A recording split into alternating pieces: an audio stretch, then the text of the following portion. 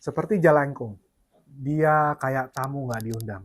Siang hari dia nggak kelihatan, tapi begitu kamu sendirian di kamar, dia datang, duduk manis, dan mulai ngoceh tanpa berhenti. Aneh, di ruangan sunyi justru saat dia datang bikin kepala jadi rame. Dan semakin kamu paksa dia untuk diam, maka semakin keras suara itu di kepala. Siapa dia?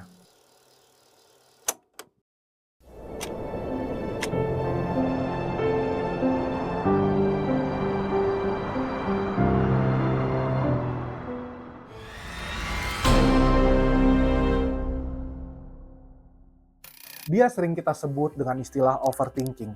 Banyak dari kita yang diam-diam mengalami ini, termasuk saya juga. Kebiasaan overthinking saya datang dari profesi yang menurut saya menuntut kesempurnaan. Nggak boleh gagal, nggak boleh ada setitik pun kesempatan yang bisa bikin klien komplain. Karena ketidakprofesionalan saya. Sebagai event organizer, kesan profesional yang tanpa celah itu jadi identitas baru saya. Dulu saat pulang dari sebuah acara, semua orang udah bubar. Venue-nya udah sepi, tinggal saya sendirian duduk di mobil dalam perjalanan pulang. Dari luar kelihatannya tenang, tapi isi di kepala itu ribut kayak pasar malam. Pikiran saya mulai jalan kemana-mana. Tadi ada detail rundown yang kelewat nggak ya?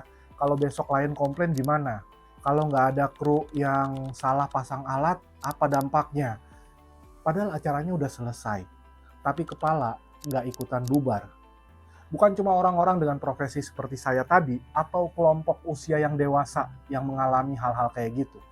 Beberapa waktu lalu adik saya malah cerita tentang temennya, si Rani. Malam itu Rani lagi sendirian di kamar kosnya, lampunya udah dimatiin, handphonenya masih dipegang di tangan. Niat awalnya cuma mau scroll sebentar doang, cuma buat relax saja sebelum tidur. Tapi yang muncul di layar malah foto-foto temennya.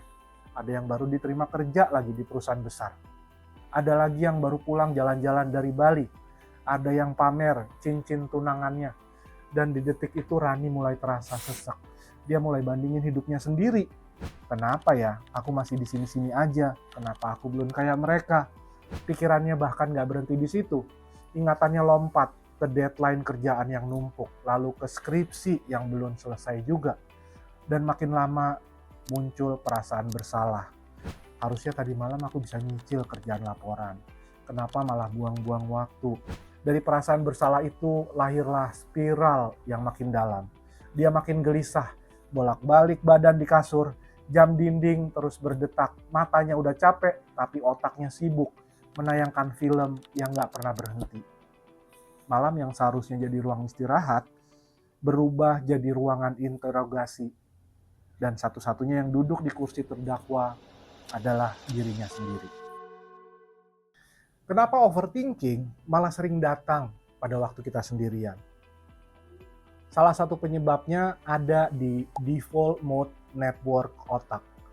Jaringan yang aktif ketika kita nggak fokus keluar, saat pikiran kita bebas menjelajah atau lagi ngelantur, penelitian klasik oleh Killingsworth dan Gilbert menemukan bahwa pikiran kita itu mengembara hampir 47% dari waktu sadar kita.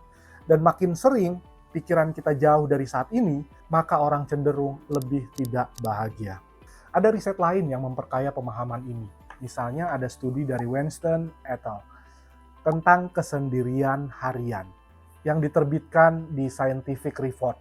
Dalam penelitian ini, 178 orang diminta mencatat waktu yang mereka habiskan sendiri dan pengalaman emosional mereka. Itu dilakukan selama 21 hari. Dan hasilnya pada hari-hari ketika seseorang menghabiskan lebih banyak waktu sendirian, mereka cenderung melaporkan perasaan kesepian yang lebih tinggi dan kepuasan hidup yang lebih rendah. Tapi menariknya, jika kesendirian itu bersifat otonomi, artinya mereka sendiri nih yang nentuin untuk memilih. Jadi mereka mau sendiri karena pilihan mereka sendiri, bukan karena terpaksa, efek negatifnya jadi melemah. Kalau kita lagi sendirian, tapi otak kita digas oleh pikiran-pikiran negatif, ini bukan karena kita lemah, ini reaksi alami otak yang punya ruang, lalu mengundang bayangan-bayangan. Tapi di sisi lain, bagaimana kita memaknai kesendirian itu dipilih atau dihindari juga sangat berpengaruh terhadap bagaimana kita merasakan momen kesendirian itu. Kesimpulannya, sendirian bukan otomatis harus ditakuti oleh pikiran. Tapi saat kita sendirian tanpa kontrol atas pikiran, ruang itu bisa berubah jadi arena overthinking.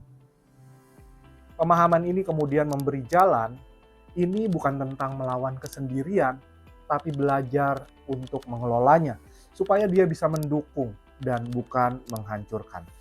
Kalau dipikir-pikir, kesendirian itu sebenarnya netral. Dia bisa jadi ruang yang menakutkan kalau dipenuhi dengan pikiran kacau, tapi bisa juga jadi ruang yang menenangkan kalau kita tahu cara mengelolanya. Dan disinilah overthinking detox bisa dipakai. Caranya sederhana, begitu kepala mulai rame, ambil kertas, tuliskan semua yang muter-muter di kepala. Jangan sensor, biarin aja ngalir. Lalu tanya ke diri sendiri, mana yang bisa aku kendalikan, mana yang harus aku lepaskan. Dengan langkah ini, kesendirian yang tadinya terasa kayak penjara, bisa berubah jadi ruang refleksi yang sehat. Kalau kamu mau coba dengan panduan lengkapnya, saya sudah siapkan Overthinking Detox Workbook yang bisa kamu ikuti step by step-nya. Bisa kamu praktekin bahkan sebelum tidur malam ini, linknya sudah ada di deskripsi video ini. Di titik ini, sebenarnya kita selalu punya pilihan. Kesendirian bisa jadi racun, membiarkan kepala penuh ketakutan yang nggak pernah selesai. Tapi kesendirian juga bisa jadi vitamin, dia bisa jadi ruang untuk mengenal diri, menenangkan hati, dan menemukan kejelasan. Bedanya ada di keputusan kecil. Apakah kita mau biarkan pikiran liar menguasai, atau kita yang jadi pemimpin, kita yang memimpin arah pikiran kita sendiri. Banyak yang lupa sih, kamu diam bukan berarti harus gelisah.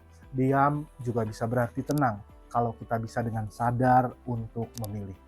Kuncinya ada di kesadaran diri.